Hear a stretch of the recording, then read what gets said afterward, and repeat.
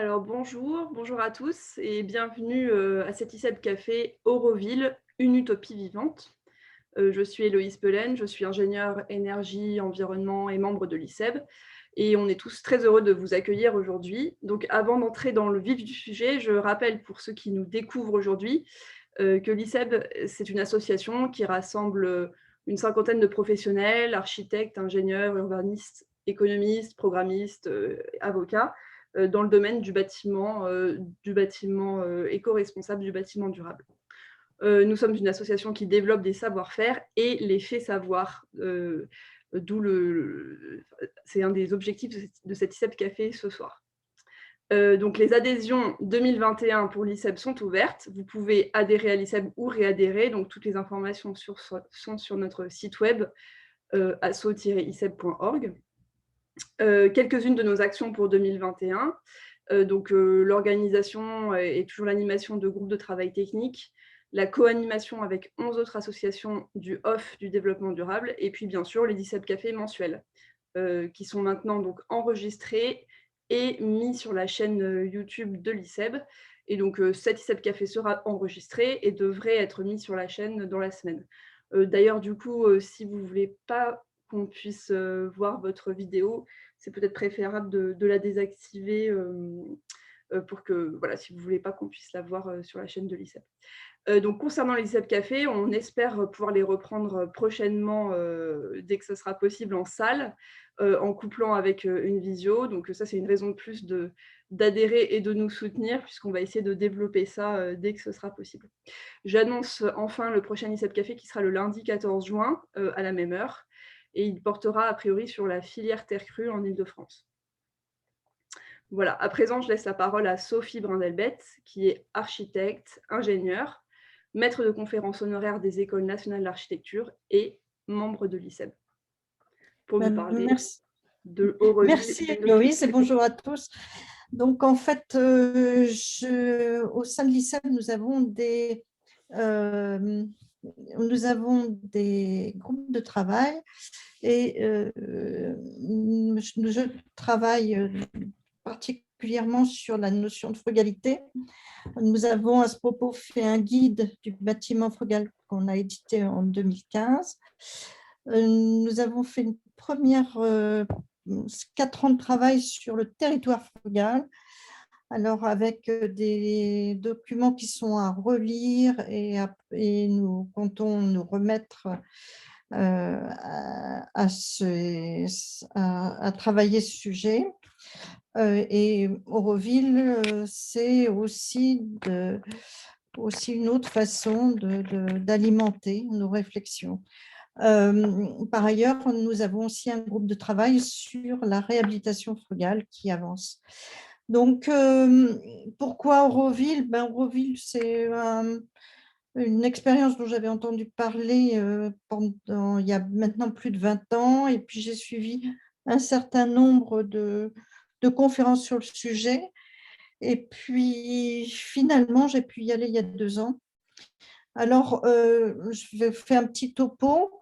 Évidemment, ça ne sera pas complet. S'il y a des erreurs, parce que vous y êtes allé, vous avez passé pas mal de temps, et n'hésitez pas à indiquer l'erreur. Pour le reste, je suggère qu'on discute après mon topo, parce que c'est un topo informatif.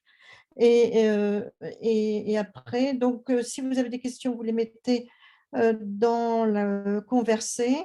Et puis, après que j'ai fini de parler, vous prendrez aussi la parole pour poser des questions. Donc, là, pour l'instant, je reste seule aux manettes pour informer, en fait. Donc, Auroville, c'est quand même une expérience assez bizarre, puisqu'il s'agit de faire, alors il faut que j'arrive aussi moi, il s'agissait de faire une ville à partir de l'enseignement d'un sage. Alors je ne sais pas, est-ce que les petits carrés qui sont sur le côté vous cachent ou est-ce que vous voyez, On voit parfaitement, Héloïse? Sophie, c'est On parfaitement, voit c'est très bien. parfaitement. Donc Ouais. Moi, j'ai Toi, nous, le on voit tout Bordelais. en grand. Toi, tu vois peut-être D'accord, nos ok. têtes, mais nous, on voit tout Donc, tout bien. va bien, tout va bien, donc c'est très bien.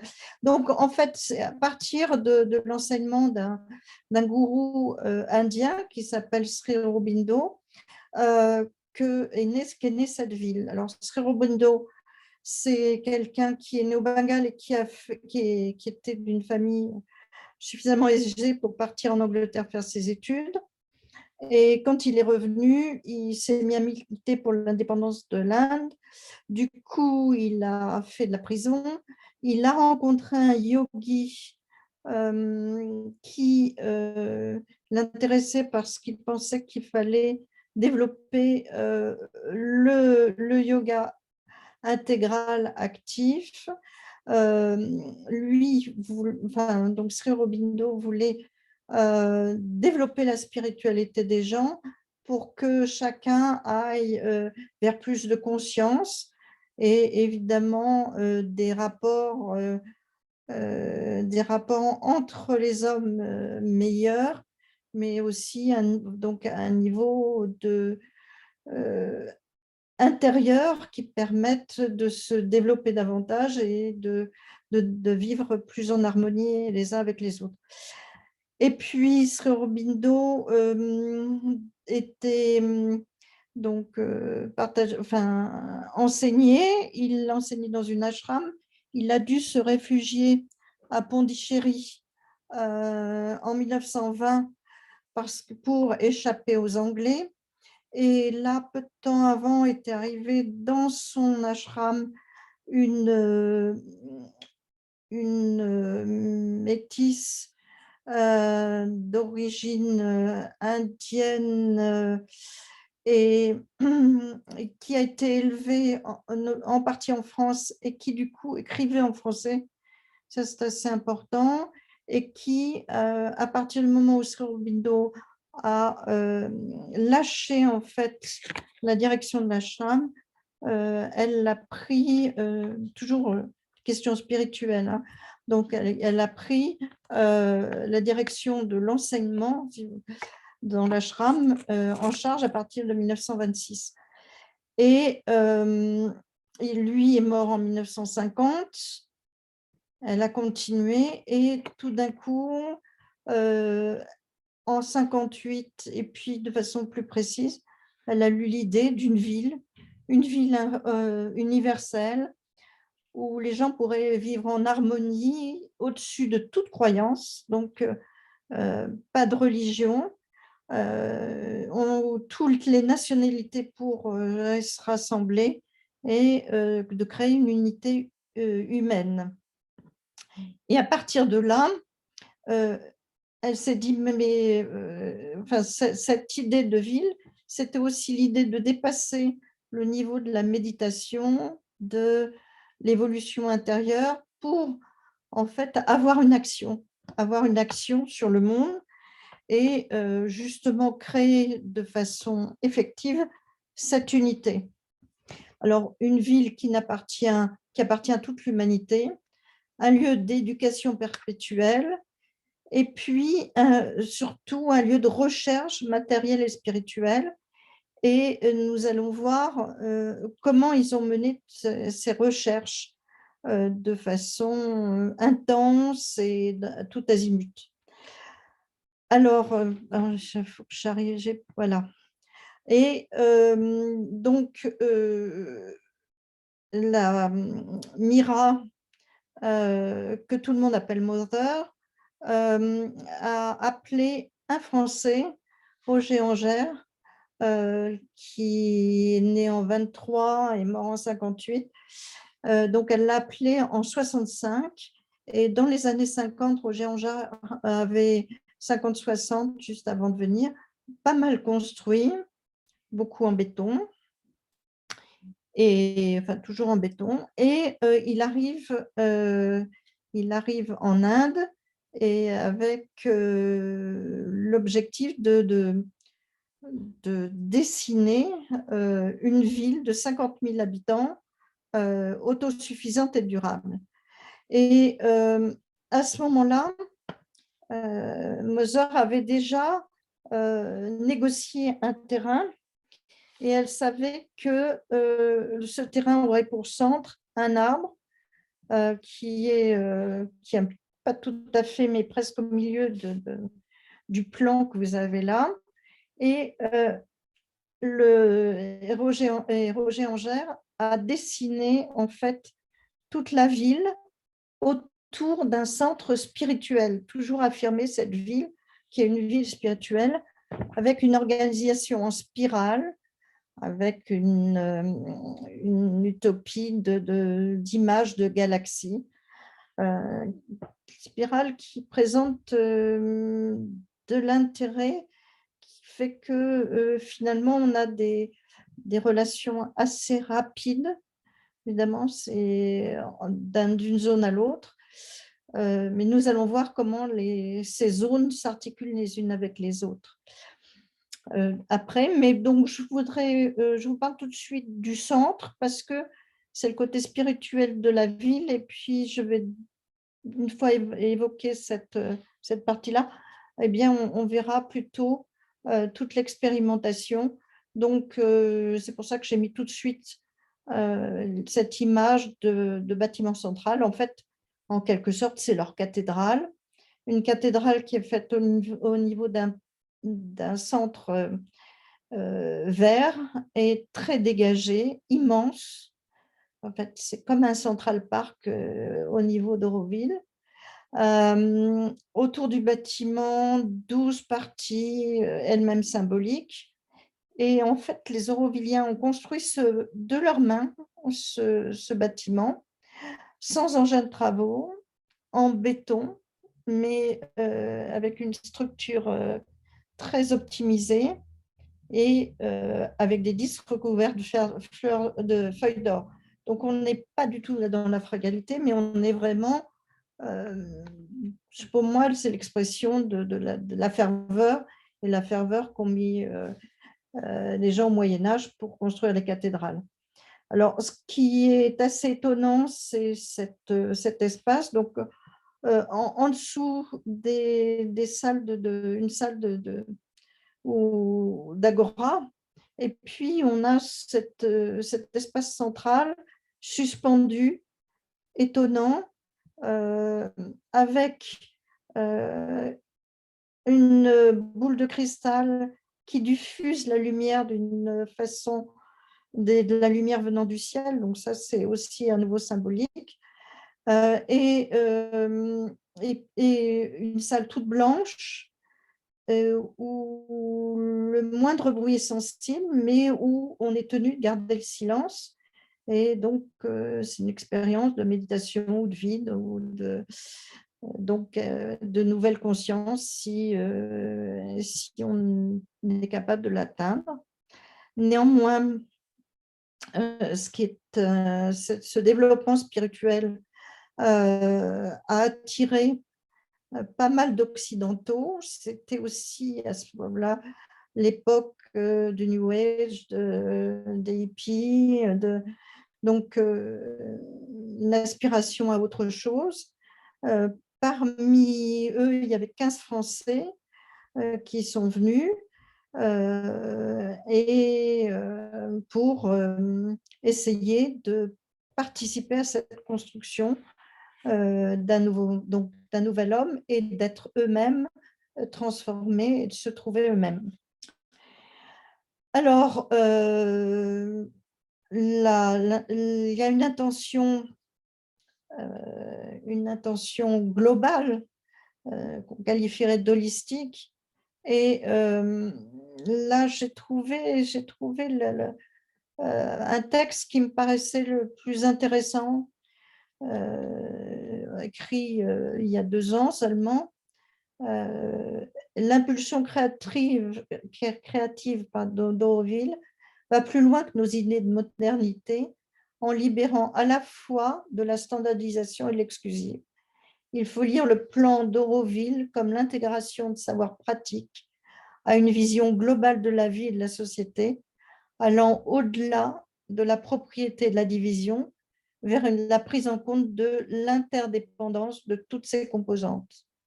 le plan d'Auroville doit être regardé comme celui d'un lieu où les bâtiments ne sont pas seulement porteurs de fonctions ou des objets ou des fins en soi, mais des espaces où les architectes, les urbanistes, les programmistes, les artistes, les environnementalistes, les paysagistes imaginent, explorent, inventent une nouvelle culture collaborative et une gestion harmonieuse de l'interaction pour l'évolution de la vie dans tous ses aspects. Donc, là, ce que je vais surtout essayer de vous montrer, c'est la façon dont ils ont exploré, inventé une nouvelle culture collaborative et une gestion, alors une gestion harmonieuse des interactions, on en reparlera. Et on peut dire que donc Auroville, c'est une ville spirituelle, ça c'est leur point de départ, une cité, un centre de recherche, un lieu d'expérimentation. Et puis, en dernier, je vais m'interroger, voir avec vous, comment Auroville se situe par rapport à son territoire, comment Auroville essaye d'être au cœur d'une biorégion, et puis quelle en est la réalité. Alors, en fait, Auroville se situe à une dizaine de kilomètres de Pondichéry et elle s'est installée là sur un terrain qui est pas loin de la côte, et le plan, donc c'est le terrain d'Auroville, c'est le grand, sur l'image à gauche, c'est le grand cercle, et un grand cercle avec une ceinture verte qui est dessinée dans le schéma là, et puis 4 zones, une zone industrielle, une zone internationale, une zone d'habitat et une zone culturelle. Et on s'est dit, bon, ça y est, c'est le zoning des années 30 qui a été dessiné comme ça. Puis en fait, quand on gratte, on s'aperçoit que dans la réalité, il y a de l'habitat partout. Et on n'est pas du tout dans un zoning. Ils n'ont pas pu tenir ce zoning strict, et c'est tant mieux. Et il y a de la culture partout, des écoles partout, de l'habitat partout, même si chaque zone a une dominante plus grande. Et par exemple, la partie internationale, c'est celle de l'accueil, c'est celle où on va trouver des salles de réunion, de conférences, des salles d'information. Mais comme il y a des écoles, il y a de l'information, il y a de l'enseignement ailleurs, on va retrouver aussi quand même des salles de réunion dans d'autres secteurs. Alors, actuellement, Auroville, c'était une ville qui devait faire 50 000 habitants. Actuellement, il y a 2800 habitants, plus des stagiaires, des visiteurs. Néanmoins, ce qui est quand même frappant, c'est qu'Auroville est à côté de Pondichéry, et que Pondichéry est 100 fois plus dense que ce qui est actuellement Auroville. Il y a une zone aussi particulière ici qui est Euromodel, qui est entre le terrain d'Auroville et la mer. Et c'est l'endroit où, en fait, les Aurovilliens ont commencé à construire avant d'arriver à commencer l'aménagement de la ville. Là. Alors, comment est-ce qu'ils ont pu avoir 20 km² de terre? En fait, c'est des terres concédées qui, à condition d'être achetées progressivement. Le projet a été soutenu par le gouvernement indien, par les Nations Unies, via l'UNESCO, la Banque mondiale. Et il y a eu une inauguration en 1968 avec la présence du président de la République indienne et des représentants de 124 pays quand même, qui ont chacun apporté un petit peu de terre de leur pays.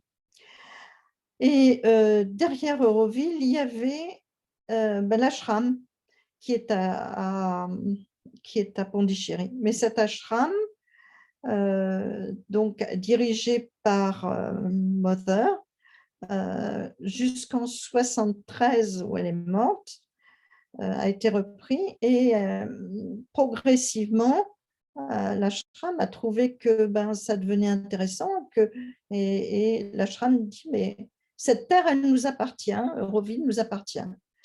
Et il y a eu quand même 6 ans de conflit assez terrible entre les Eurovilliens et l'ashram, avec les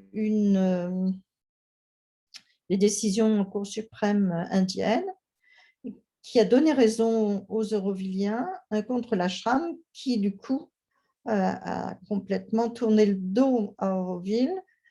Et à partir de ce moment-là, l'aide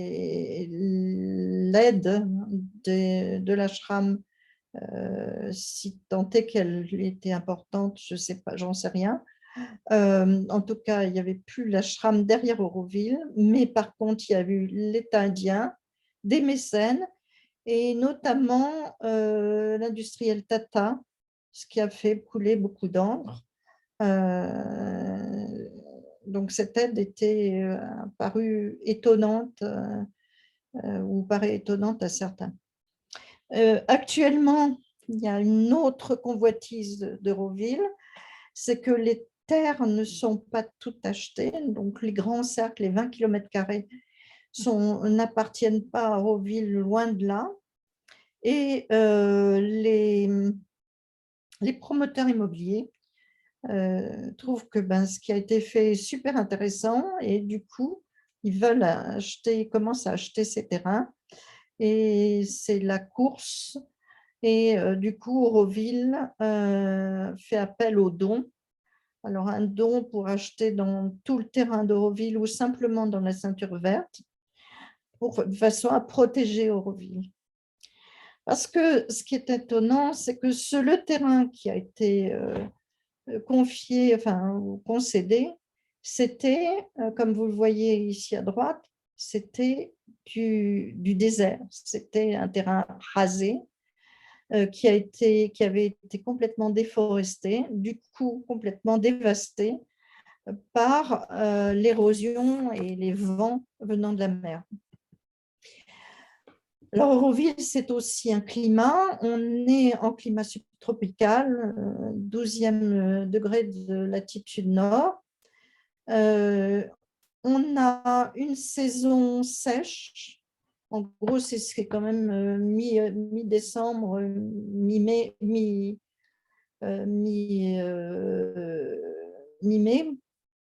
Et enfin, en gros, il y a 5 mois secs et 7 mois humides, avec des mois très humides. Le mois d'août est déjà très humide, et puis surtout la mousson qui intervient en octobre, enfin de mi-octobre à mi-décembre. Donc, c'est pour ça que j'ai mis cette photo à gauche. En fait, on peut vivre très très bien à l'extérieur. La seule chose, c'est qu'il faut être plus de 6 mois par an protégé de la pluie.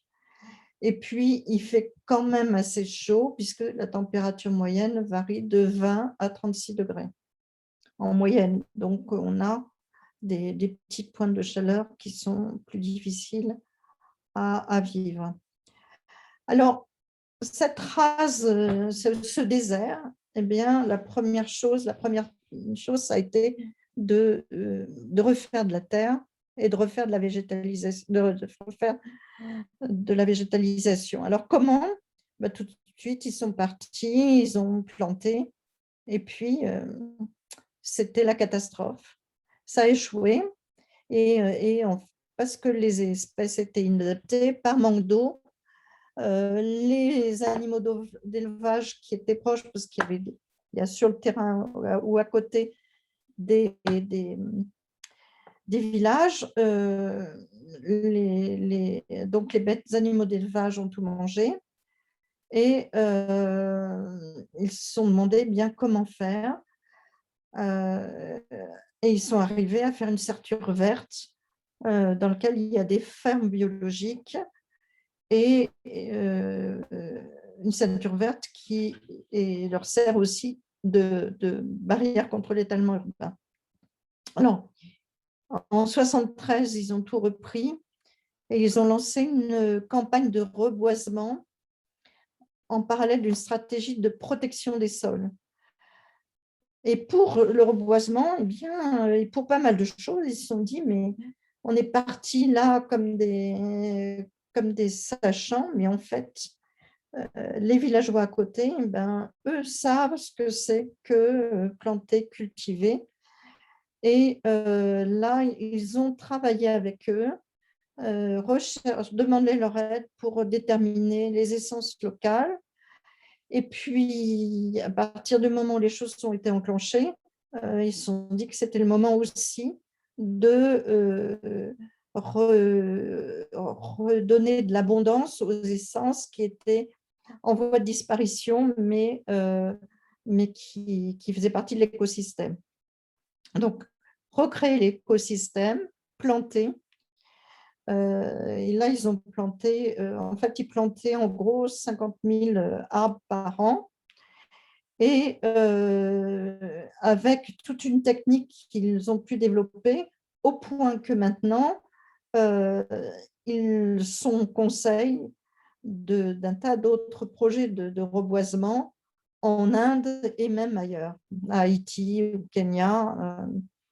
Et puis, ils ont géré l'eau pluviale qui est essentielle pour eux, parce qu'ils avaient besoin d'eau pour l'eau potable, pour les plantes, et ils ont appris aussi à économiser cette eau. Donc, on refait les nappes d'eau et en même temps, on met au point un système qui permet, très artisanal, qui permet d'arroser un arbre avec seulement 2 litres en 2 semaines. Donc, un système très simple que je n'ai pas vu, mais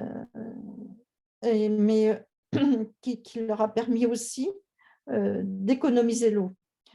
Donc, cette eau, elle va servir à faire de l'eau potable et cette eau, elle est gérée. Alors, on protège on protège les sols en faisant des canaux, des digues. Les points hauts sont les points sur lesquels on peut marcher.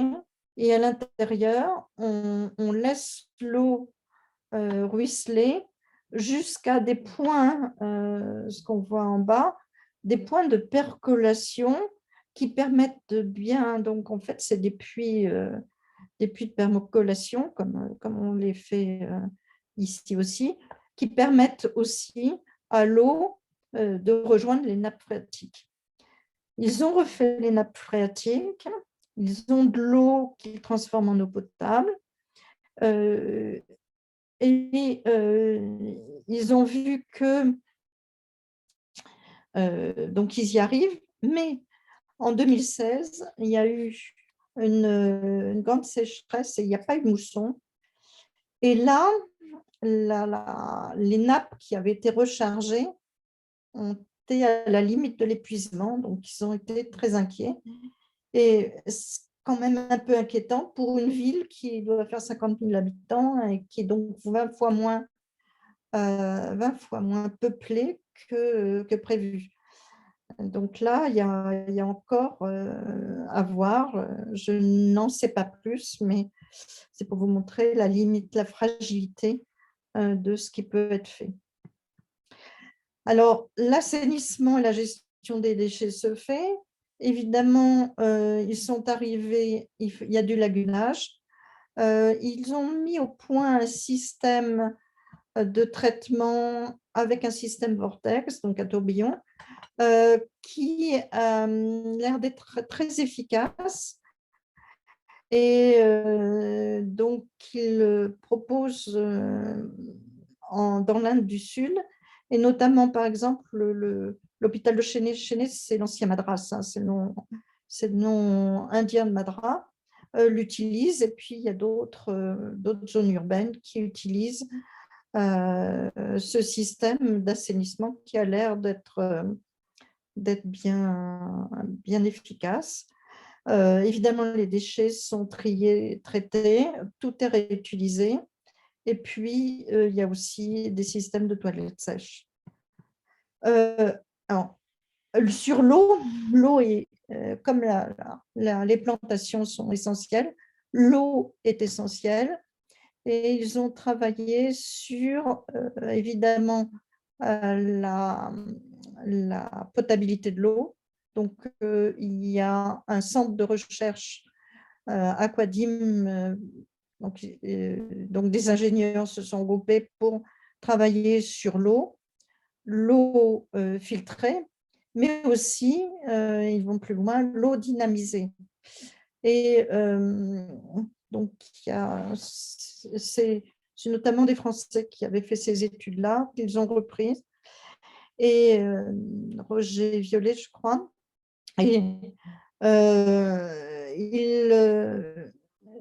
ils estiment que la régression des petites maladies est très, très forte, et notamment dans les villages tamouls tout autour, auxquels ils donnent aussi ce système de traitement d'eau. Donc, l'eau filtrée avec des sédiments, des charbons actifs, une membrane d'osmose inverse, des biofilms, des sels d'argent et la diminution qui se fait.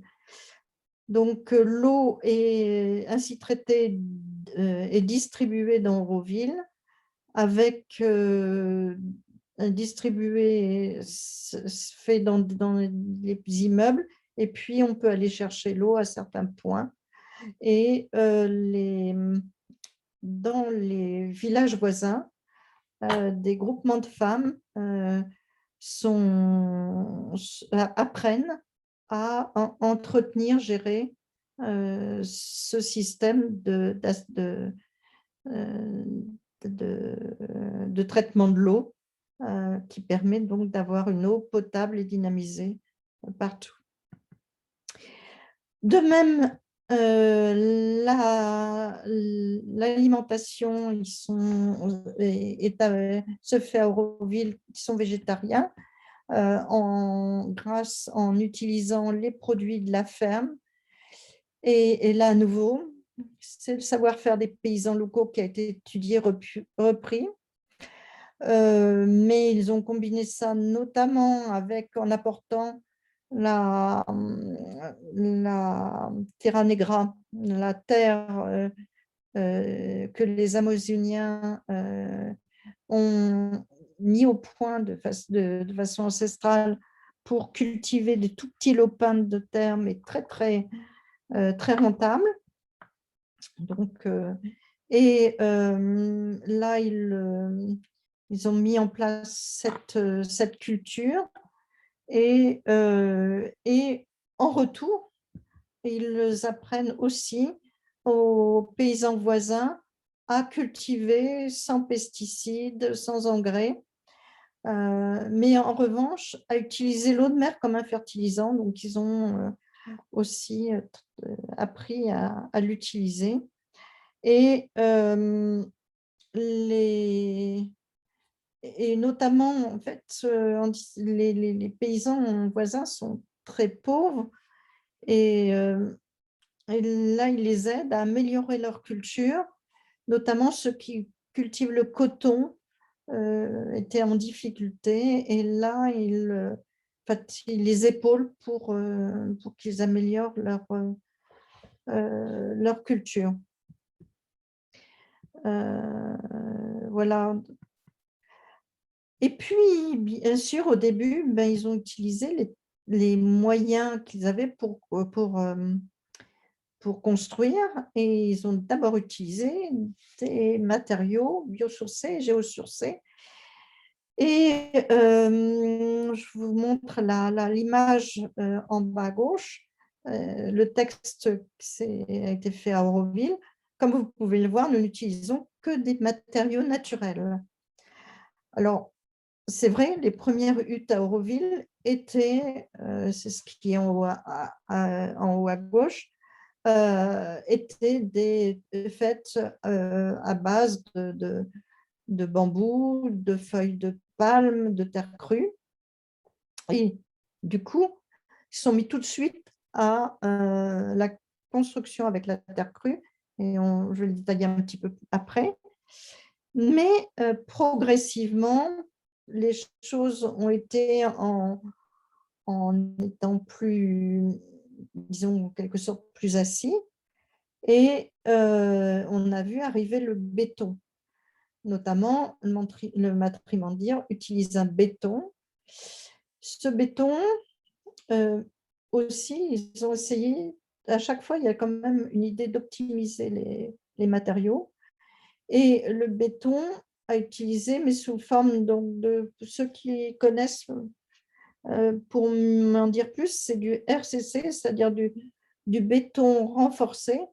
Je pense que c'est à peu près le moment où on a mis au point le béton haute performance. Donc, je crois qu'il s'agit de ça.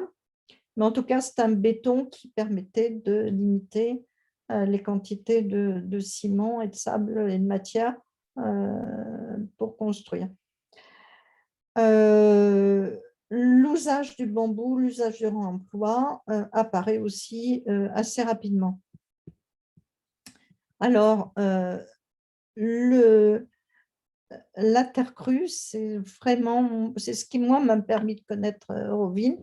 C'est un institut qu'ils ont créé. Ils ont créé un institut, Auroville Earth Institute, en 89, parce qu'ils avaient déjà une pratique de la terre crue très avancée, une activité de recherche très forte, et qui leur a fait mettre au point des techniques et puis mettre au point de l'enseignement. Alors, ils ont mis au point de la brique de terre compactée, pour eux, avec du ciment.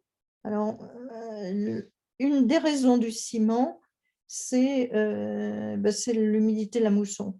C'est vrai que c'est une façon aussi de permettre à la terre de bien résister à cette période très humide qu'il y a, notamment à l'automne. Ils ont mis au point plein de moules, et notamment, vous voyez en haut, en bas à droite, ces moules qui permettent de faire des colonnes aussi en terre crue. Et une machine qui permet de fabriquer les blocs de terre crue, avec aussi les emboîtements. Du coup, une façon de codifier, de bien mettre au point ces bancs de fabrication de la terre crue. En fait, un banc de 5 mètres par 25, où tout est fait. Du coup, cette pratique-là leur permet d'aller aider un tas de pays, notamment lorsqu'il y a des catastrophes, parce que l'installation se fait très rapidement avec la machine qu'ils ont mis au point, progressivement améliorée. On peut l'acheter, et puis aussi il la donne à certains moments. Et c'est des machines qui ne sont pas chères et qui valent vraiment la peine. Et puis, ils ont aussi créé l'école de Auroville Earth Institute, avec des formations qui sont intéressantes parce que, certes, ils reçoivent pendant 6 mois ou 1 an des architectes, des ingénieurs, mais ils reçoivent aussi des artisans et notamment, ils ont prévu des cours pour des petites entreprises locales qui viennent avec tous leurs ouvriers et pendant 2 semaines, ils les forment complètement à la terre crue. Donc, voilà tout ce que j'ai pu voir dans avec ici des Indiens qui mettaient la main à la pâte et qui apprennent véritablement sur le tas à construire en terre crue. Mais ils n'ont pas fait que ça, ils ont aussi mis au point un système qu'ils ont vraiment beaucoup utilisé, qui est le ferrociment. C'est des plaques de ciment avec à l'intérieur un grillage et avec 2 centimètres ou 2,5 cm d'épaisseur et le fond, un élément qui va, eh bien, à nouveau bien résister à la pluie de la mousson et qui est utilisé pour faire des toits, bien évidemment, mais aussi, par exemple, ici à gauche, c'est une grande porte teintée dans la masse, qui est une porte coulissante et c'est juste un panneau de ferrociment. Et visiblement, c'est quelque chose qui a bien pris en Inde. Et je suis allée chez Doshi et à Ahmedabad et Doshi a aussi pas mal utilisé le ferrociment. Il y a un de ces bâtiments qui est un centre d'exposition à l'université d'Ahmedabad où il utilise aussi un toit en ferrociment comme ça, qui a étonné mes petits camarades architectes qui étaient avec moi. Donc, voilà, moi, on a d'autres produits en France, mais je n'avais jamais vu utiliser comme ça le ferrociment. Mais ça marche, et ce qui est très intéressant, parce que ça répondait aussi à une question qu'ils se posaient, c'est aussi, ça a permis de faire des cuves, et donc ils ont utilisé aussi, vous voyez à gauche, les installations de captage d'eau ou les cuves d'eau sont en ferrociment. Et puis, utiliser le bambou. Alors là, ils ont fait aussi un institut, un centre de recherche sur le bambou, qui accueille aussi des architectes et d'autres personnes, mais là, c'est beaucoup les architectes qui viennent. Et on apprend à utiliser le bambou, savoir le sélectionner, le cultiver, le combiner avec d'autres matériaux. Et je vous ai mis à droite la proposition d'un stage où vous n'irez pas parce qu'actuellement, c'est trop dangereux d'aller en Inde pour des questions sanitaires. Mais vous voyez, vous divisez par 100 à peu près le prix, donc un stage où on apprend à utiliser le bambou et la terre coulée avec le béton de terre coulée en mélange. Et puis, il y a aussi la réutilisation. Alors, il y a un autre centre qui est dédié à ce qu'ils appellent le building biology, avec de la réutilisation de matériaux, avec l'idée de répondre encore plus au bien-être humain. Et ils ont construit, alors ils parlaient de l'architecture. Ils ont construit un bâtiment prototype en Bauge où je trouve que malheureusement, ça c'est un truc qui est, où la qualité architecturale du bâtiment m'a un peu gênée. Alors que vous voyez à gauche, à droite, je veux dire, je suis allée dans plusieurs agences et on voit le soin qu'il peut y avoir à créer des espaces. Alors, des espaces partout, hein. On a besoin de grandes hauteurs sous plafond pour bien faire circuler l'air, ça c'est clair.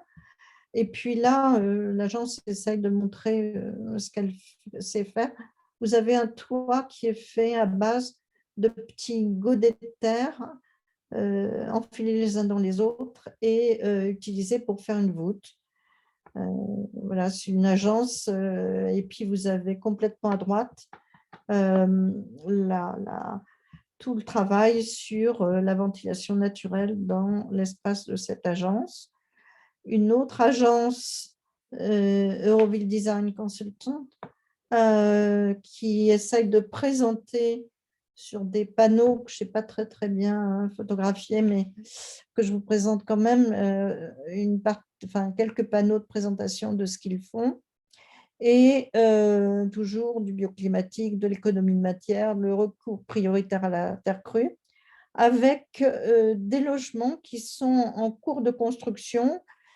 Vous avez en haut le panneau présentant le projet et en bas la construction de ces logements, toujours avec beaucoup de ventilation naturelle pour assurer le confort.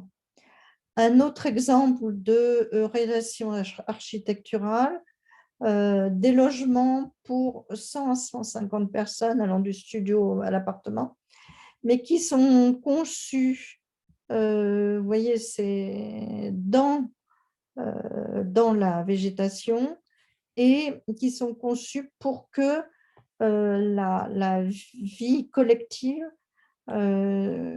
s'intensifie, c'est-à-dire que justement pour que les gens ne restent pas dans leur studio, mais partagent un maximum.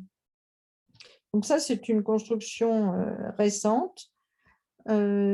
Autre construction, des collectifs en terre. Alors, celui qui est en haut est très connu et je trouve très beau, et avec ces poteaux de terre crue compactés. Et puis, vous en avez un autre un petit peu plus récent. Et là, dans le premier, je ne sais pas qui est l'architecte. Et en revanche, j'ai pu avoir une coupe. Et celui en bas à gauche, au contraire, je sais quel est l'architecte et où est ce bâtiment. Alors, voilà pour l'architecture, mais évidemment, ils ont travaillé sur les énergies renouvelables, mis au point des éoliennes de moyenne taille pour pomper l'eau. Actuellement, il y a une trentaine d'éoliennes qui sont présentes. Aussi, travailler sur le biogaz près des fermes, en utilisant notamment la bouche de buffle, et puis à partir des déchets. Et donc développer de plus en plus le photovoltaïque, mais aussi mis au point des systèmes thermiques, dont une réalisation dont ils sont tous très fiers, c'est la Solar Kitchen, qui est une cuisine centrale qui permet de fabriquer 1500 repas jour, toujours des repas végétariens qui sont portés dans les écoles ou dans la salle de restaurant de la Solar Kitchen ou à d'autres endroits de restauration. Alors, comment fonctionne cette cuisson? C'est que la cuisson se fait à base de vapeur là, il y a cette parabole qui concentre la chaleur solaire et au bout du tube, là, il y a de l'eau qui est chauffée et transformée en vapeur, et c'est cette vapeur qui alimente les fours de la cuisine.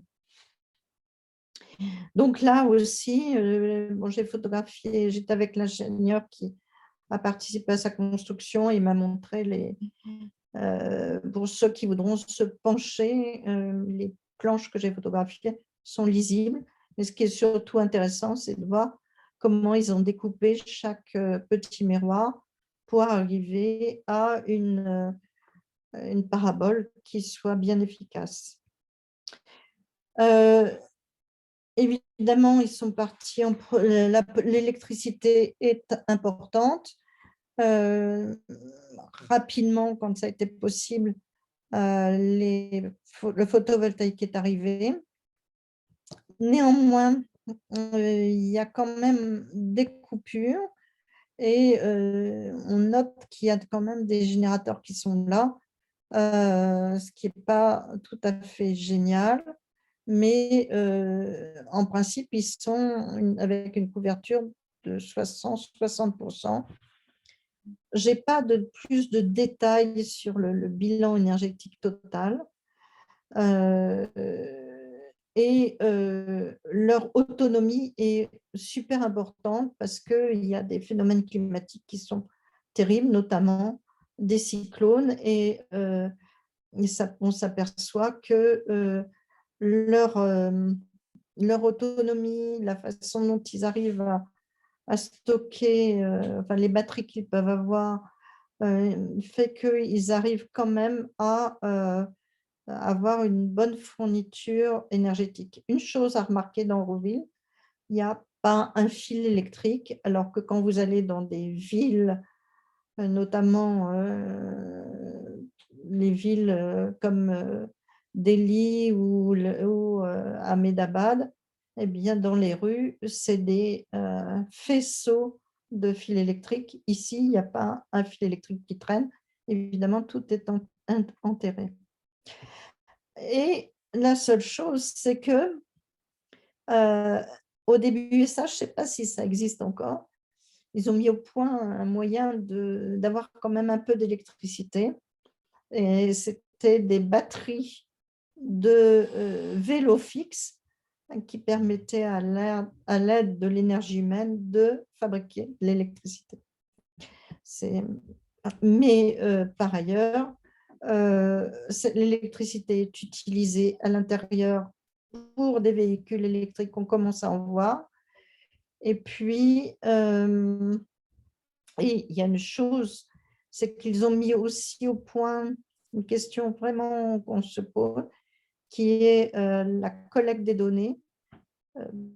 C'est la ville, la Smart City. Est-ce qu'il faut collecter les données? Comment est-ce qu'on fait? Est-ce qu'on va surveiller?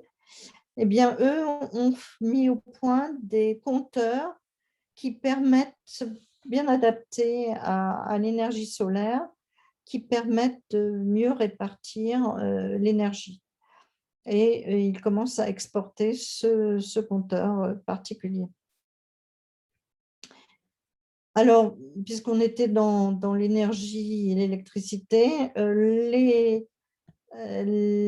évidemment, la façon de se déplacer dans Auroville, c'est la marche et le vélo, mais pas mal la moto. Et maintenant, on commence à voir des motos électriques.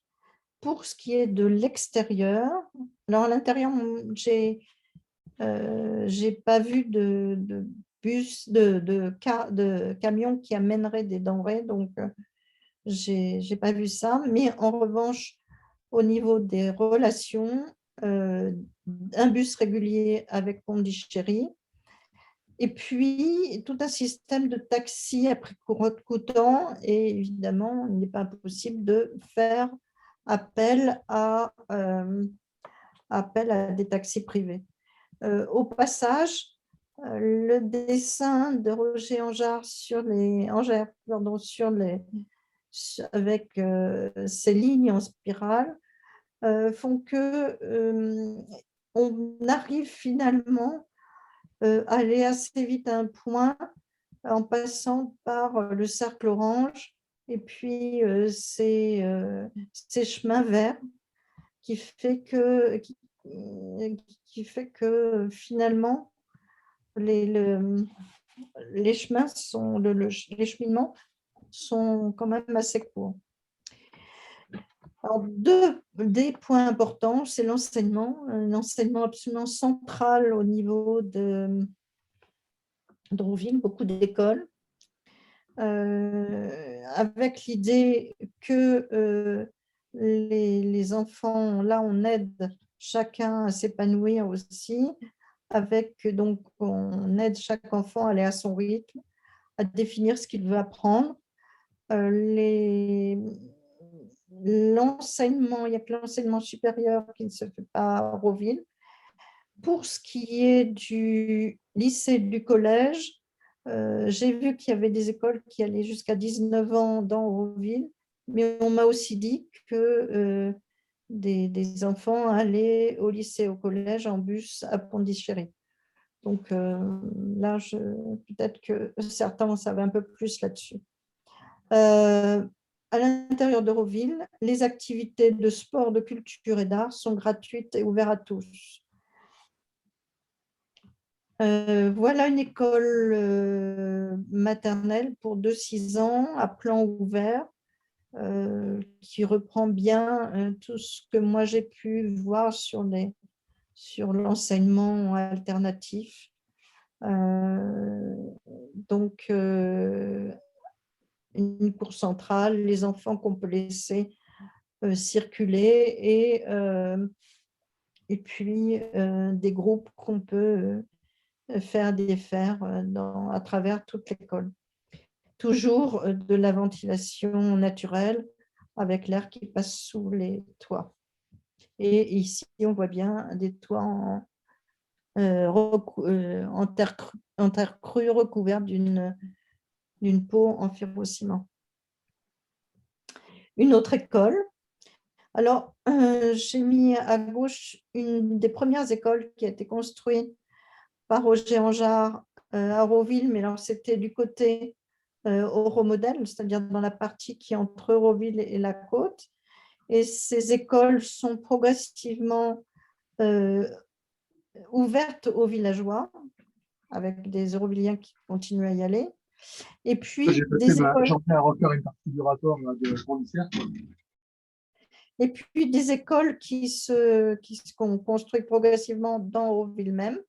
Et en voilà une qui a été construite en 2014, à nouveau un plan très ouvert avec des petites classes, les plus grandes classes, un centre documentaire central, enfin très habituel. L'idée est que à partir de la première école qu'on a vue de 2-6 ans, les enfants après pourraient faire eux-mêmes leur plan d'études chaque année en allant voir les professeurs avec qui ils ont envie de travailler. Je ne sais pas dans la réalité comment cela se traduit, mais c'est ça l'idée de base des écoles.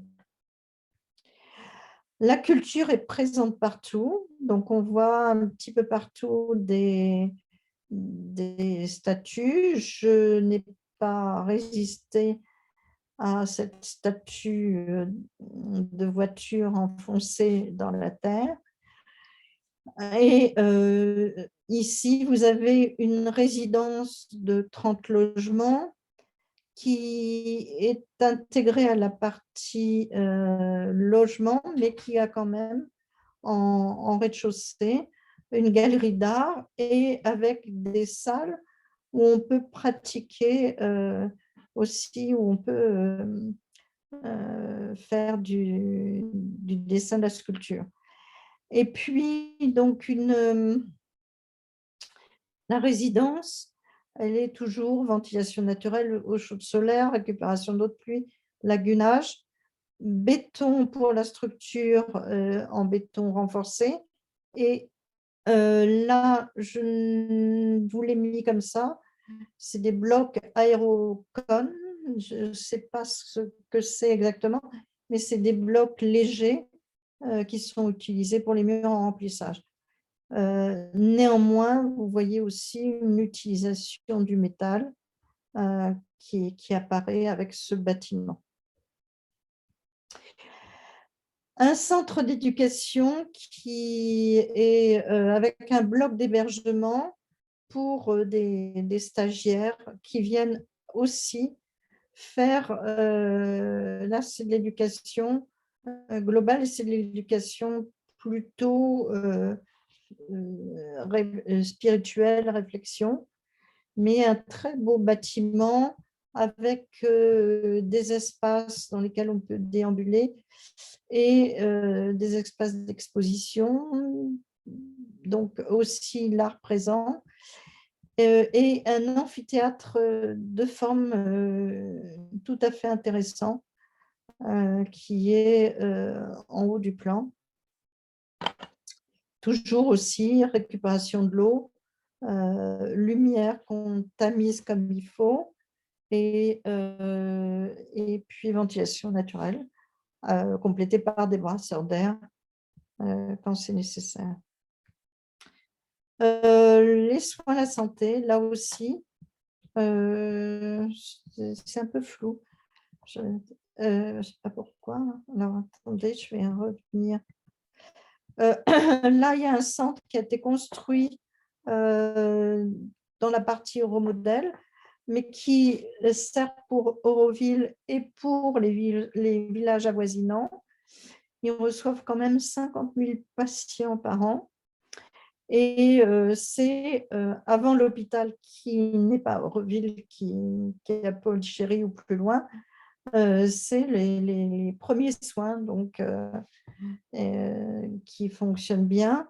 Et c'est un centre de soins qui a été construit à partir de 72 et complété en 91. Donc là, c'est ouvert aux Eurovilliens et aux villages voisins. Et 50 000, on se dit, c'est quand même la population qui était recherchée par Euroville et qui se fait en fait d'une façon différente. Alors, comment ça s'organise tout ça? Quels sont les gens actifs dans Euroville? Il y a des enfants, mais il y a beaucoup d'adultes actifs. Ils peuvent être eurovilliens ou volontaires ou stagiaires ou villageois. Alors, les eurovilliens, c'est ceux qui sont arrivés, ont été acceptés et qui sont libres de faire le métier qu'ils veulent, mais on est censé travailler.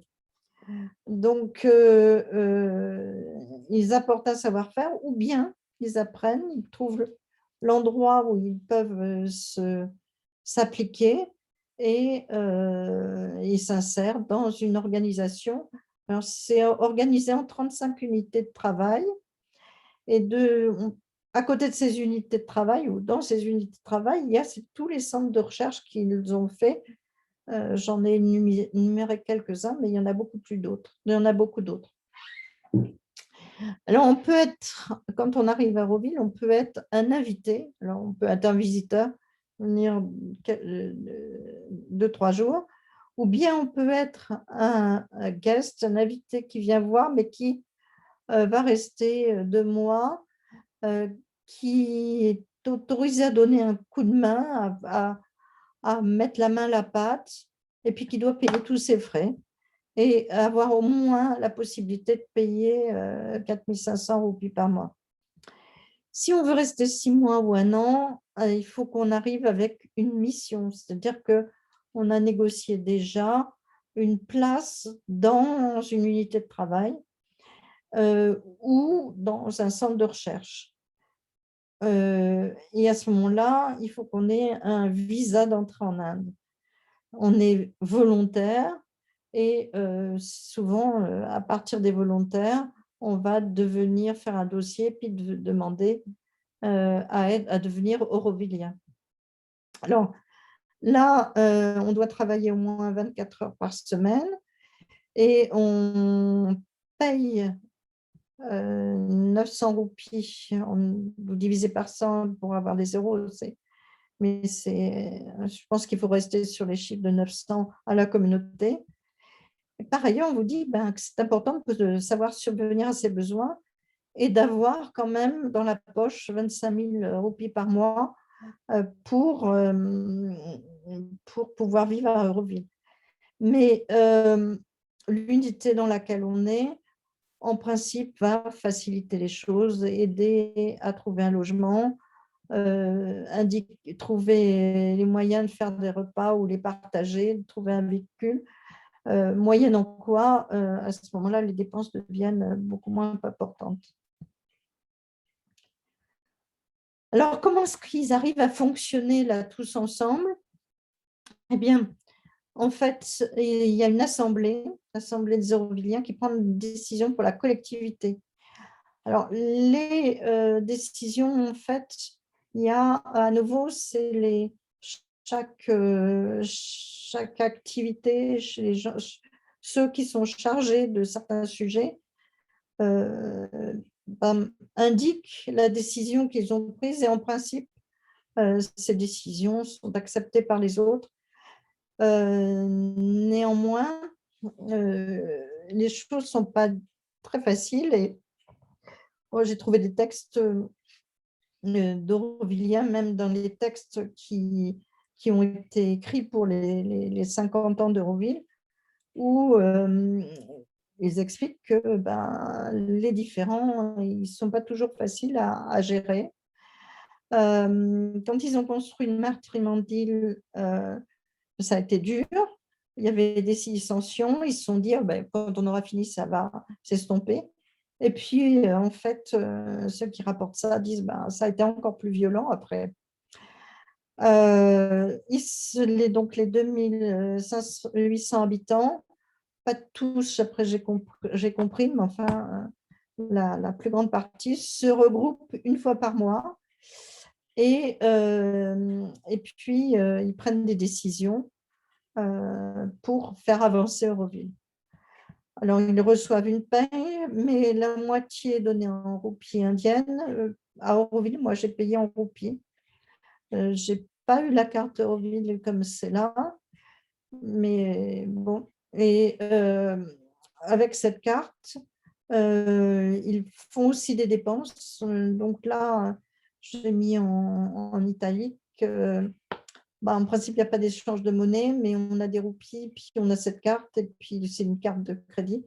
Donc, c'est difficile de faire sans argent. On peut avoir de l'argent à terme, mais les échanges, ils ne sont pas toujours faciles à gérer. Alors, un volontaire s'installe à Auroville, il amène une partie de ses économies pour aider Auroville. Et il peut faire construire, s'il a de l'argent, il peut faire construire une maison. En général, on loue une maison, on trouve une maison qui est vacante et on demande si on peut l'acheter ou sinon on la fait construire. Mais quand on part, tout l'argent qu'on a mis n'est pas récupérable, c'est à la communauté. Alors, quand même, on a l'impression qu'ils sont complètement isolés du reste, mais ils fonctionnent beaucoup avec les villages avoisinants. Déjà, parce que les voisins avoisinants leur apportent une main-d'œuvre dont ils ont absolument besoin. Mais il y a des échanges, dont l'emploi, mais aussi les soins, l'eau, l'éducation, la culture. Donc, il y a beaucoup d'échanges. Vous avez ici et puis, les villageois ont été quand même intéressés par ce qu'ils voyaient s'élaborer. Et du coup, maintenant, montrez-nous pour qu'on puisse faire aussi. Alors, là, vous avez une assemblée en bas de femmes qui savent entretenir dans leur village l'unité de fabrication de l'eau potable et dynamisée.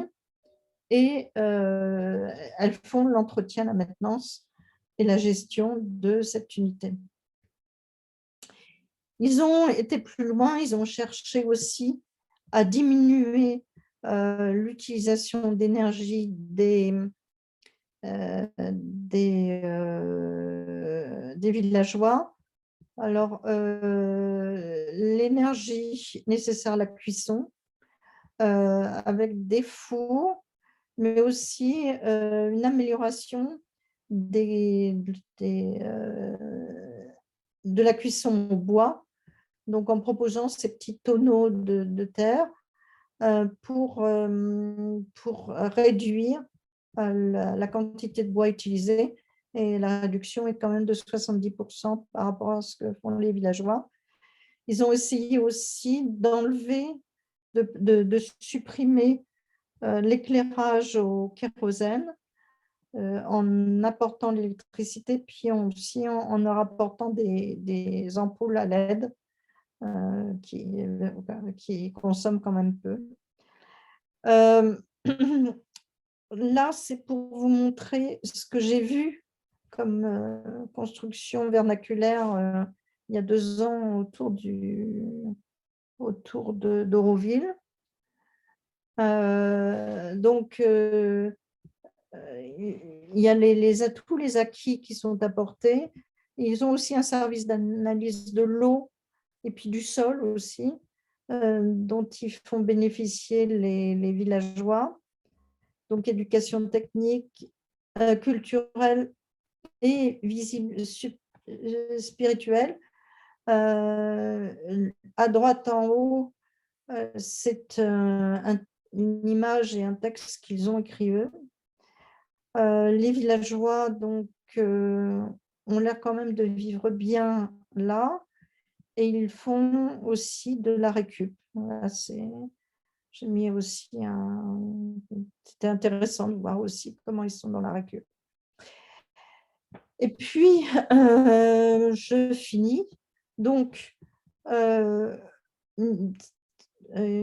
volonté d'avoir 50 000 habitants, mais ils sont à 2800.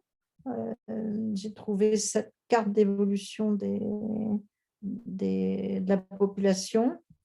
Un souci, c'est que le coût des terres est très cher à acheter, et ils ont loin d'avoir tout acheté. Et c'est vraiment la convoitise autour d'eux. Ils n'attiennent pas le zéro déchet, mais ils valorisent les déchets. Ils n'utilisent pas que des matériaux biosourcés, mais essayent d'être quand même, d'optimiser quand même. C'est continue à être un laboratoire urbain incroyable. Ils vont revoir leur plan de masse. Et puis, bon, l'histoire de 2016, je vous l'ai déjà raconté. Et un tout petit bilan au bout de 50 ans, ça a été écrit, c'est le dernier, c'est le mot de la fin, ça a été écrit pour les 50 ans d'Euroville, en disant qu'il y avait 3 possibilités, celle d'une ville qui avait été imaginée en 58, celle de la ville idéale pour 50 000 habitants à faire en 20 ans, ce qui n'a pas été fait, puis celle qui permet de transformer l'individu, l'environnement social, l'environnement physique. Et en fait, c'est ce qu'ils ont exploré. Donc, ce n'est pas un moyen, un outil pour arriver au but de l'unité urbaine, mais c'est une entreprise qui fonctionne de l'intérieur vers l'intérieur, vers l'extérieur, et avec l'idée que chaque personne qui est là se transforme elle-même et essaye d'apporter, de faire avancer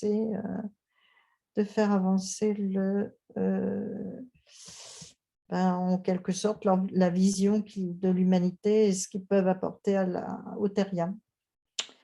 Voilà le bilan que j'ai pu faire sur Auroville. Donc maintenant, à vous, questions, réflexions. Et, et puis merci de m'avoir écouté aussi longuement. Merci beaucoup Sophie pour cette présentation très intéressante. Vous pouvez donc, comme je disais, poser vos questions soit en allumant votre caméra, en les posant, soit en les posant dans la discussion. Moi, j'en ai plusieurs, donc Je vais me remettre au début et puis s'il faut, je reviendrai Ok, à des visuels. très bien. Vas-y. Oui, donc moi, du coup, c'est vrai que je me posais la question, tu faisais le lien au début. Quels enseignements est-ce que tu vois de cette expérience d'Auroville pour le territoire frugal appliqué à l'Europe et même plus particulièrement à la France, à notre climat, notre culture, notre société. Évidemment, tout n'est pas applicable pareil, mais comment est-ce qu'on pourrait, est-ce qu'il y a des bribes de choses que tu vois qui pourraient être applicables à notre échelle? Ce qui est assez intéressant, c'est de voir que partout, quand on regarde en France, on a plein d'expériences super intéressantes. On a aussi quand on voit la paille, la terre, enfin, tout se développe. Donc, ça, c'est en train de se faire. Et la question qui reste en suspens, c'est la question de la gouvernance, c'est la question de la façon dont tout ça interagit. Et là, je pense que on fait finalement comme eux, c'est-à-dire qu'on grignote de façon à mieux utiliser les ressources, mieux répondre aux besoins des gens. Mais eux, ils sont dans un cadre d'un truc complètement plaqué et il me semble qu'ils sont en train de progressivement un peu plus regarder ce qu'il y a autour d'eux. Enfin, ça a été un choc au départ puisque de 68 à 73, visiblement, ils ont essayé de se débrouiller tout seuls, puis ils se sont aperçus que tout autour d'eux, il y avait un savoir-faire et que le partage était intéressant. Donc, en fait, c'est toutes ces interactions entre les activités, les explorations qu'on peut faire les uns et les autres, comment on peut arriver à faire que tout ça progressivement se tricote bien ensemble, en fait. Alors, oui, d'accord. J'ai du coup quelques questions. Donc, vous pouvez écrire directement à tout le monde, parce que c'est vrai qu'il y a des gens qui m'écrivent directement, mais vous pouvez écrire directement dans la discussion. Donc, il y a quelqu'un qui s'interroge sur combien de temps les Aurovilliens restent-ils en moyenne? Il y en a qui sont là depuis le début. Bon, Roger Anger est mort là-bas. Celui qui m'a fait visiter, parti au début des années 70, et il y est toujours actuellement. Il s'occupe des archives d'Auroville et c'est un ingénieur qui a notamment participé à la construction de la Solar Kitchen et du Matrimandir et d'autres bâtiments. Et j'ai vu aussi des témoignages de gens qui sont restés 7-8 ans. Une fille aussi qui n'était pas née mais qui a passé toute son enfance. Ses parents sont repartis aux États-Unis et puis elle y est repartie. De même, la fille d'une de mes amies, qui est la nièce de celui qui m'a fait visiter, elle y a passé du temps, puis finalement, elle y est repartie. Donc, il y a aussi un attachement qui est assez grand à ce lieu et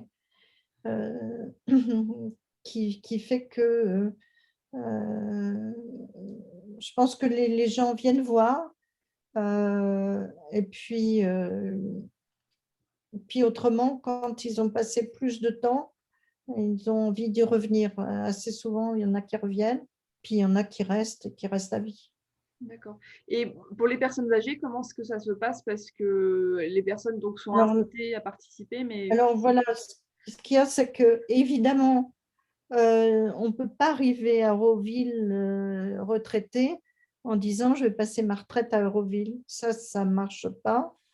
Mais en revanche, quand on s'est intégré, qu'on a travaillé et tout, si on tombe malade, on est pris en charge. Donc, si on est âgé, qu'on est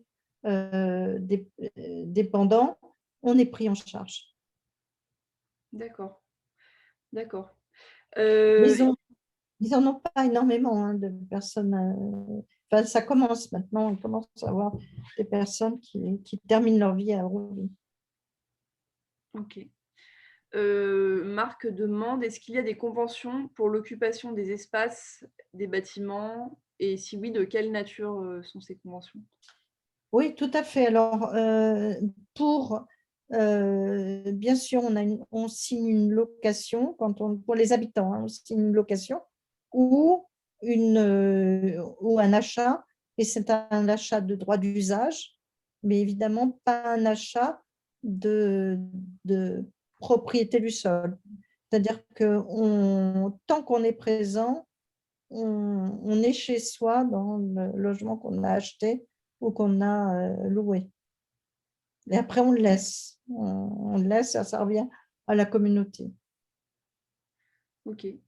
Alors, il y a Bernard Repas qui demande quelle est la position du gouvernement nationaliste de Modi face à ce projet internationaliste. Est-ce que tu as des Alors, infos là-dessus? je ne sais pas J'en exactement. profite aussi, juste, pardon, Maudit. j'en profite Ah pour dire non. aussi qu'il y a plusieurs personnes qui nous regardent, qui ont été à Auroville, notamment Cécile, qui a été un peu plus récemment, peut-être en février 2020.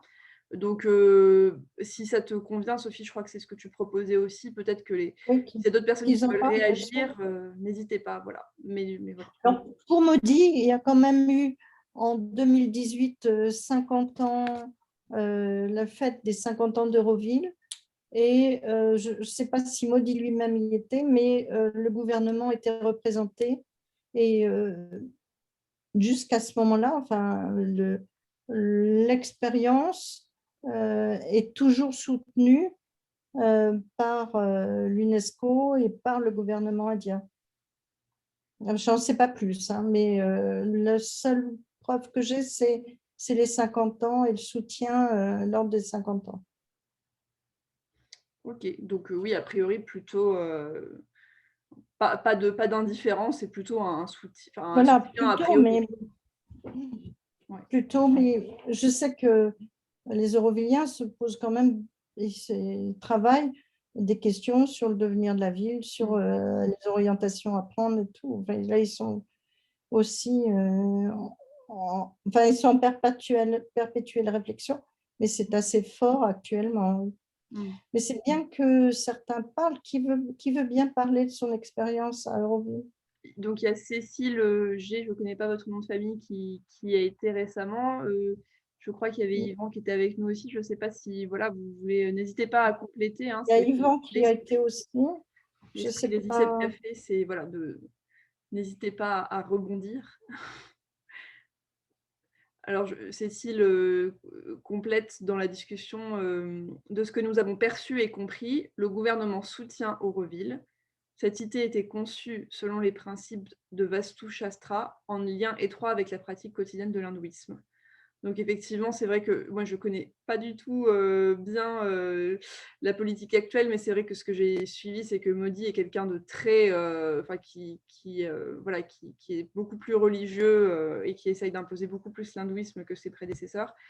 Et c'est vrai que du coup, là, on est quand même bien en lien, je suppose, avec ça. Enfin, ça va bien dans le même sens, effectivement. C'est-à-dire qu'effectivement, la pratique du yoga, ce que je n'ai pas vu, donc je n'ai pas insisté là-dessus, est aussi un élément, le yoga prôné par Aurobindo est aussi au cœur de la ville. Hein, donc, Alors, Cécile complète en disant que le Vastu Shastra, c'est la science de l'habitat indienne. C'est l'ancêtre du Feng Shui, effectivement. Il y a aussi, je crois, des liens un peu de parenté avec notre géobiologie un peu plus occidentale. Donc voilà, pour ceux qui ne connaissent pas tous ces termes, c'est une conception qui inclut les énergies de l'univers pour la conception de l'habitat. Toi, Sophie, je sais que tu connais un peu ce sujet. Et puis, Cécile, par ailleurs, indiquait au début, je me permets, hein, Cécile, de lire tout ce que vous avez écrit du coup, que sa visite avait été guidée par Prabhat Podar, qui est architecte et géobiologue, et qui avait participé à la conception et la construction d'Auroville avec Roger Anger, et en particulier de l'actuel musée sur la construction d'Auroville. Donc c'est vrai que, est-ce que Sophie, tu as un peu, sur ce sujet du Vastu Shastra, est-ce que c'est des choses que tu as pu constater aussi avec ta sensibilité à ce sujet-là? Non, là, ça, je ne l'ai pas du tout vu. Mais c'est une question que je me posais parce que je pense que justement, euh, toute cette conception avec une réflexion énergétique, je pense que la salle intérieure du matrimondier, il faudrait pouvoir l'analyser avec justement ces conceptions énergétiques des espaces de vie. Cécile, n'hésitez pas, hein, si vous voulez bien réagir.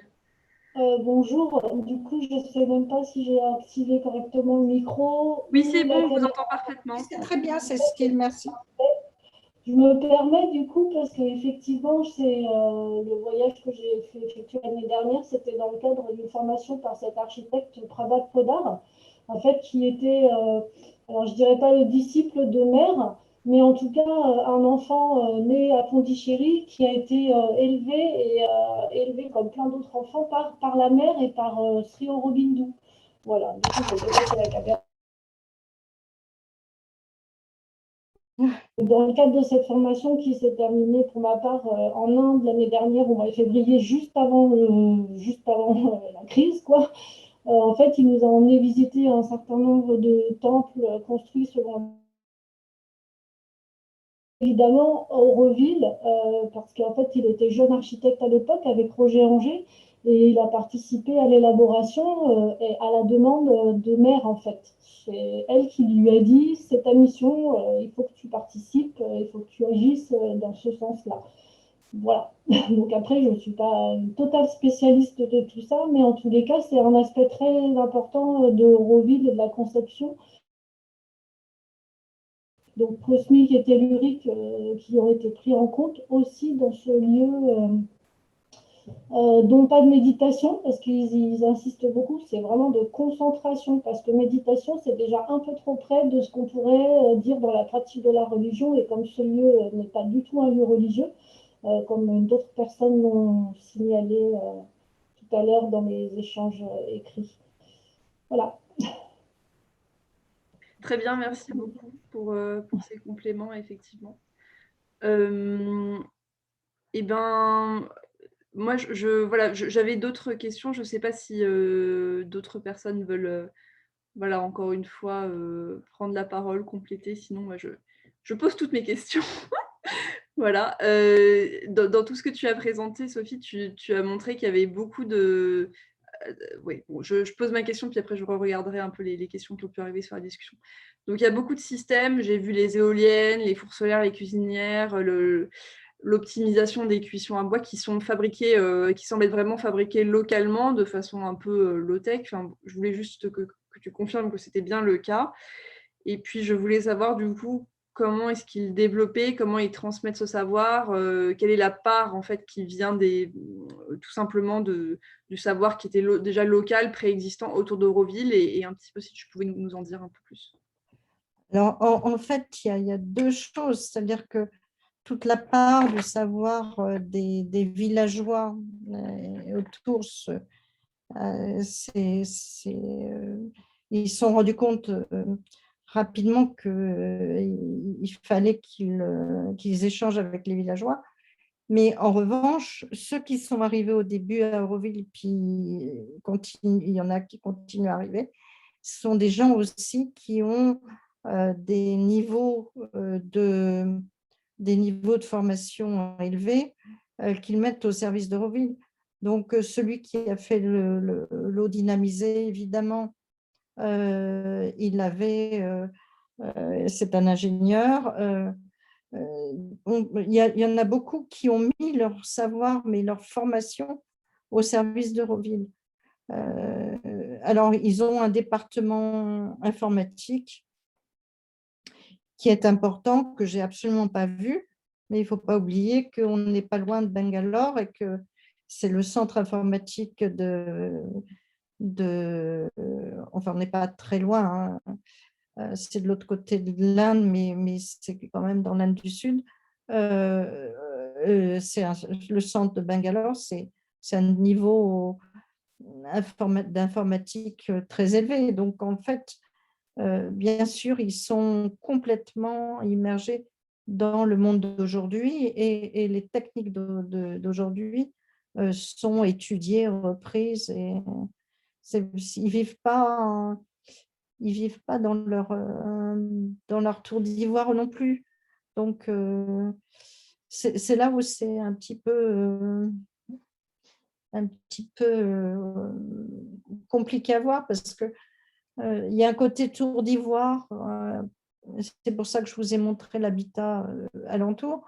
Il y a un côté tour d'ivoire par rapport à l'alentour immédiat, mais en même temps, ils sont tournés vers tous ces villages et pour aller vers une communauté avec eux. Et en même temps, bien sûr, ils reçoivent la science du monde entier et ils la travaillent. Alors Bernard Césolis demandait pourquoi certains quittent les lieux. Ben, il y en a, non, ça, les enquêtes sociologiques, j'ai fait un peu de recherche, mais j'ai pas fait un travail complètement fou sur ce, donc je ne peux pas te dire. Néanmoins, effectivement, il y en a qui ne supportent plus, qui partent, mais il y en a beaucoup qui ont des raisons familiales ou autres de partir, et puis partir ou revenir. Je crois que c'est très, très varié. Et effectivement, ça serait, si on veut creuser, c'est une question qui peut leur être posée. Enfin, Et sur le fait d'être limité à 2500 personnes, sur le fait qu'ils n'arrivent pas, entre guillemets, ils stagnent à 2500 personnes, est-ce que, enfin, tu as donné des éléments de réponse. Ça augmente, mais ça augmente très lentement. Enfin, et puis est-ce qu'ils sont organisés pour être 50 000 et certainement pas organisés pour être 50 000 d'un coup. Alors, je sais qu'ils ont envie de faire des campagnes de promotion et tout, mais j'en sais pas plus. J'en sais pas plus.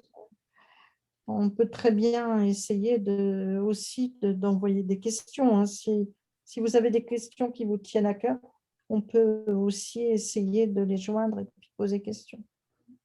J'avais une toute petite question très spécifique à un des projets que tu as montré. Tu as parlé de logements qui étaient conçus pour que la vie s'intensifie. Tu sais, des logements où il y a des studios, des T5, etc. Enfin, est-ce que tu peux nous en dire un peu plus sur ce qui fait dans la conception que la vie est intense et que, enfin voilà, Alors, que tu as toujours, il y a des logements, mais disons que l'importance des locaux communs, des circulations communes, mais ces circulations communes sont toujours renflées pour faire des lieux partagés, c'est-à-dire qu'on sort de son studio, mais on va pas dehors, on va passer par des locaux communs qui sont importants et qui sont des lieux où on va faire des choses ensemble. Et ça existe aussi bien au niveau des lieux semi-fermés, mais il y a même des lieux juste couverts qui sont faits aussi pour qu'on installe ensemble des tables, des chaises et qu'on fasse des choses ensemble. Et de ta perception, est-ce que c'est des choses qui pourraient fonctionner avec nos sociétés, nos cultures? Est-ce que tu penses que ça serait applicable? Alors, ben, ça s'est fait hein, même, mais c'est pas. Ça s'est fait, puis ça se fait par exemple en 82 à l'îlot 104 de Berlin, qui est un îlot rénové. Les toits ont été aménagés, notamment la cour intérieure, mais les toits aussi, pour qu'il y ait de la vie commune.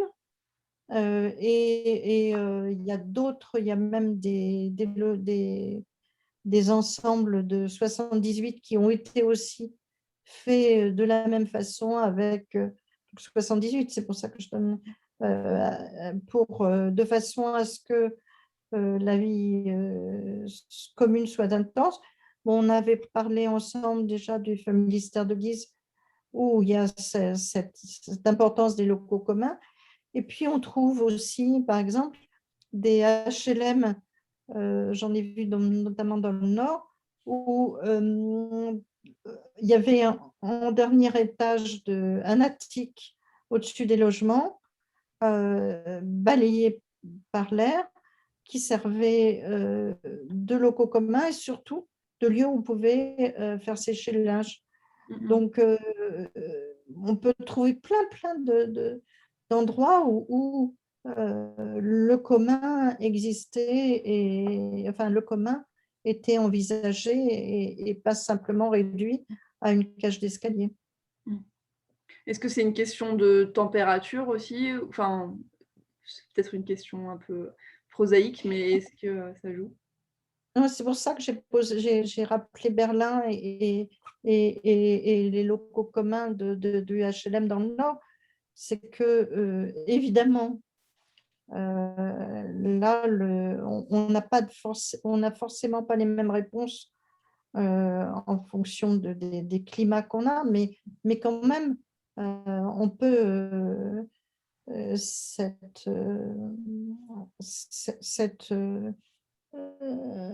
regard sur le commun peut se faire. Alors évidemment, et puis il se fait déjà dans tout ce qui est partagé. Enfin, on voit bien dans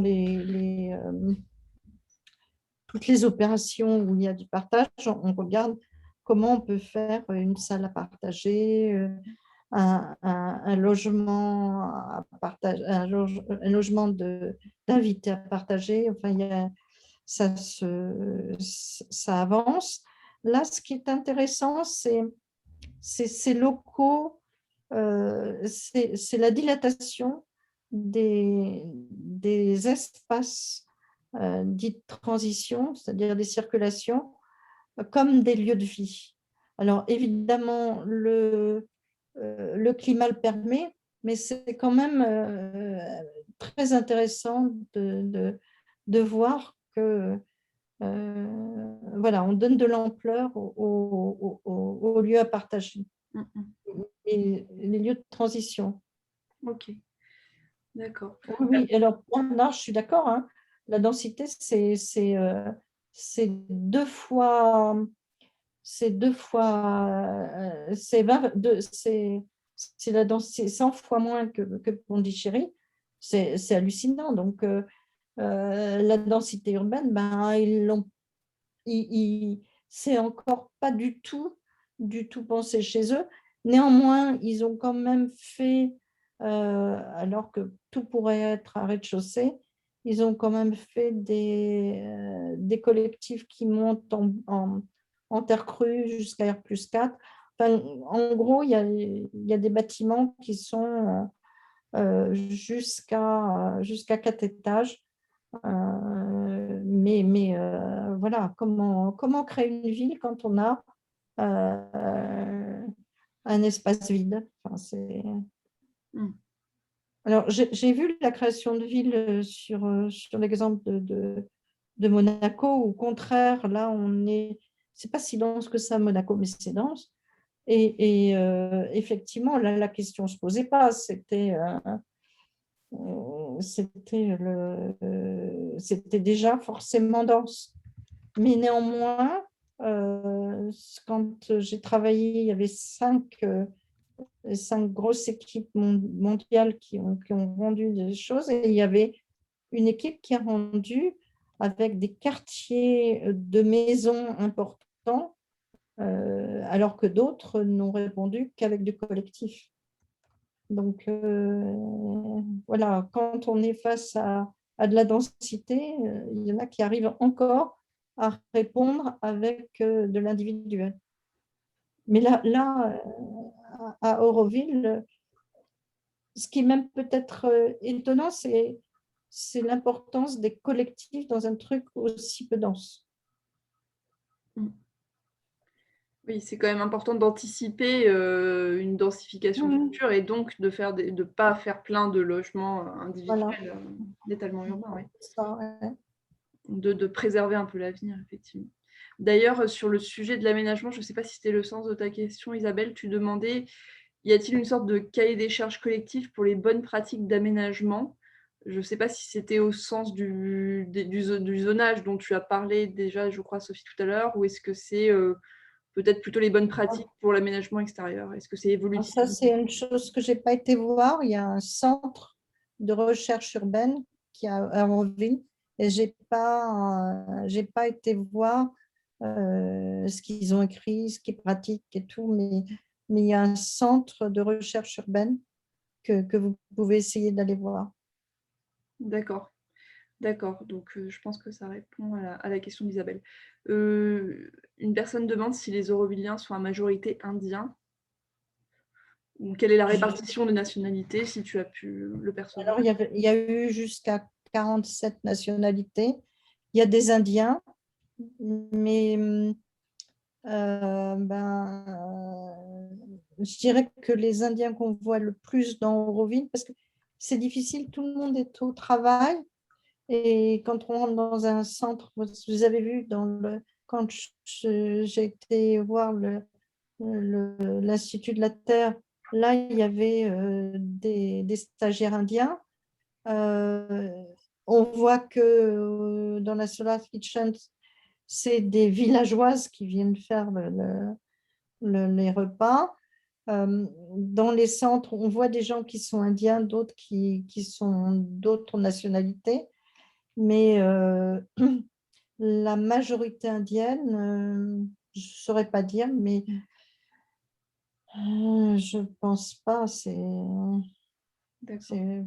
Parce qu'effectivement, Isabelle, tu as raison. Ce qui est intéressant, c'est de voir comment ils en sont venus à la mutualisation des savoirs. Ça, c'est très, très important. C'est ce que nous pratiquons, nous, ici aussi à l'ICEP, c'est le partage du savoir. Hein. Donc, effectivement, mais c'était important.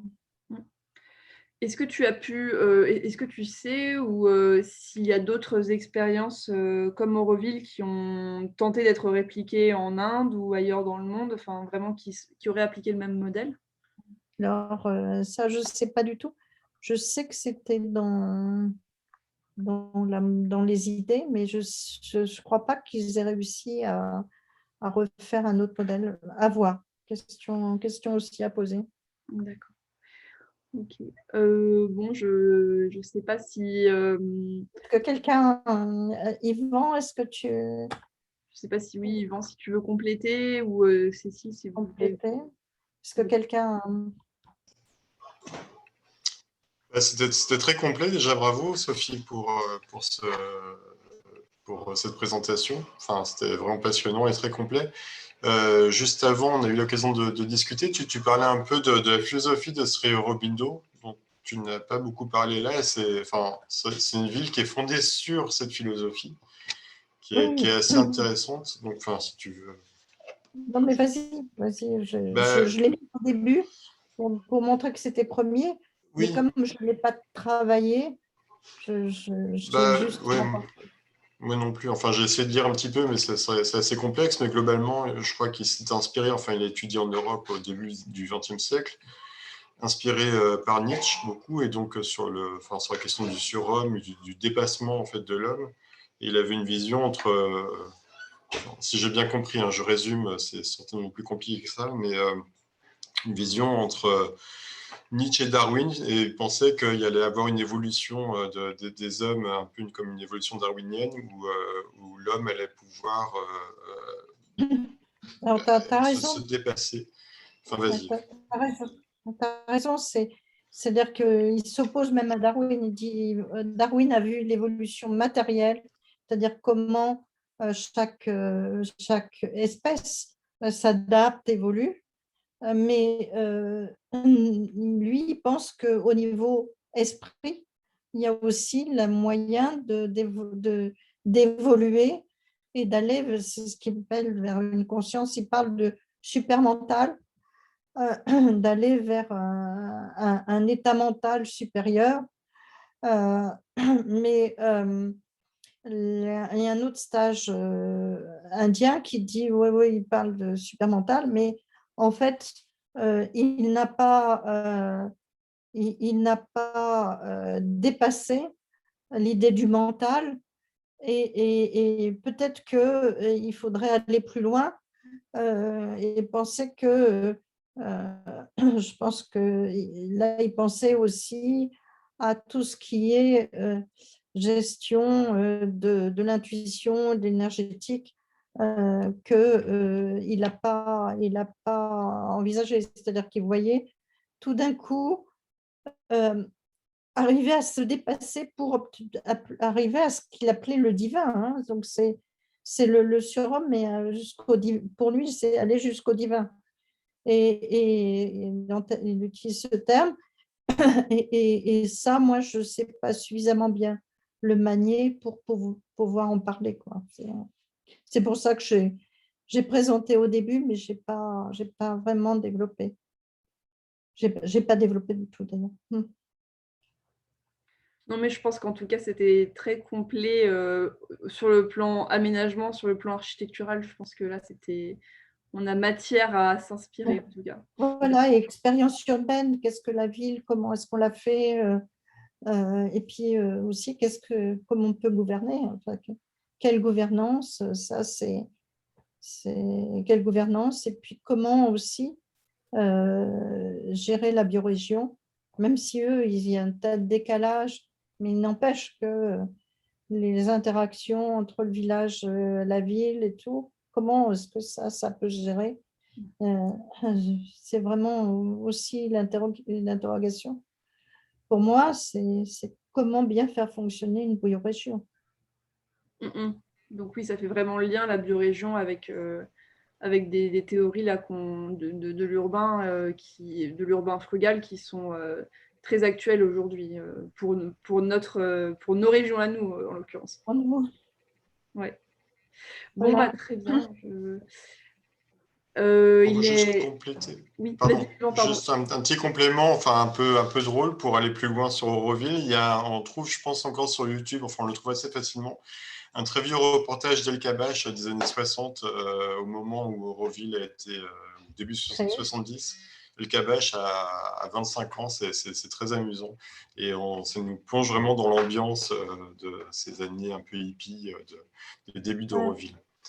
Merci Yvan, parce que en plus, ce truc d'El Kabbach, il a été vu à cette période post-68, un peu hippie par plein de gens, et il y a pas mal de gens qui sont allés à Auroville parce qu'ils avaient vu le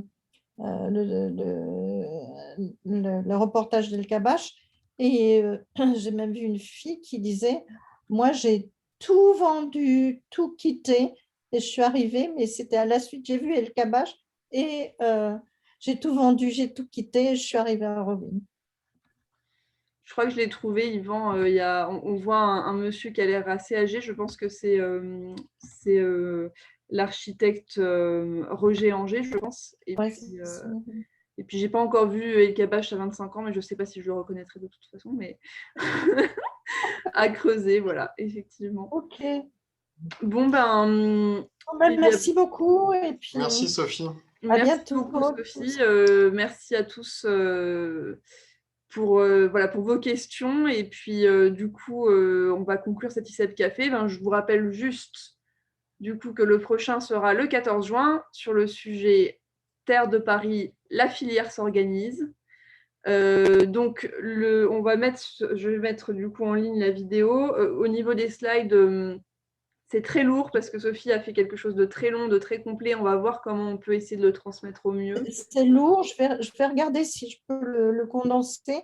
Et de toute façon, la prochaine fois, je l'amènerai de façon à ce que les uns et les autres puissiez le copier. La prochaine fois que je viens. Peut-être qu'on pourra Voilà. le mettre en ligne, on verra. Peut-être qu'on pourra le mettre comme Sur le sur. site. Bon, Voilà. et ben merci à bientôt. tous et puis très bonne soirée. Voilà. Au revoir. Au revoir. Au revoir.